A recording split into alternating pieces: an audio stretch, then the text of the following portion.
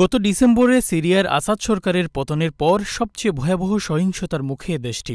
গত কয়েকদিন থেকে আলাওয়াইট সম্প্রদায়ের প্রাণকেন্দ্র হিসেবে বিবেচনা করা হয় এমন এলাকাগুলোতে ক্ষমতাচ্যুত আসাদের প্রতি অনুগত বিদ্রোহীদের সাথে নিরাপত্তা বাহিনীর ব্যাপক সংঘর্ষ চলছে।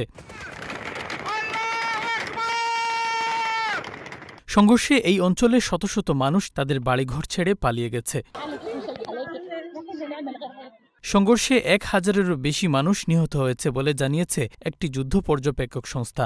শনিবার Syrian observatory for human rights SOHR জানায়, নিহতদের মধ্যে ৭৪৫ জন বেসামরিক নাগরিক, ১২৫ জন সিরিয়ান নিরাপত্তা বাহিনীর সদস্য এবং ১৪৮ জন প্রেসিডেন্ট বাশার আল আসাদের অনুগত যোদ্ধা রয়েছেন। ব্রিটিশ বার্তা সংস্থা রয়টার্সও এ খবর নিশ্চিত করেছে।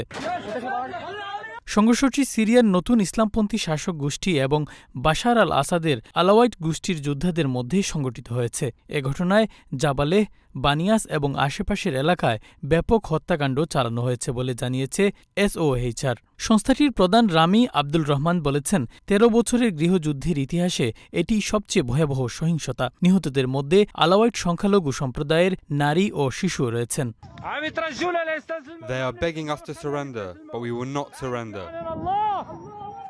সিরিয়ান নতুন শাসক কর্তৃপক্ষ গত বৃহস্পতিবার সাবেক প্রেসিডেন্ট আসাদের সরকারের সঙ্গে যুক্ত জঙ্গিদের বিরুদ্ধে দমন অভিযান শুরু করে।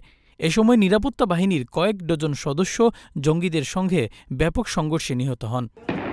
সিরিয়ার প্রতিরক্ষা মন্ত্রণালয়ের এক সূত্র শনিবার রাষ্ট্রীয় মিডিয়াকে জানায়, উপকূলীয় অঞ্চলে শান্তি ফিরিয়ে আনতে এবং অনিয়ম রোধে সব প্রধান সড়ক বন্ধ করে দেওয়া হয়েছে। এছাড়া নিরাপত্তা বাহিনীকে উপকূলীয় শহরগুলোর রাস্তায় মোতায়েন করা হয়েছে। Shariful Islam Chowdhury, channel S news desk.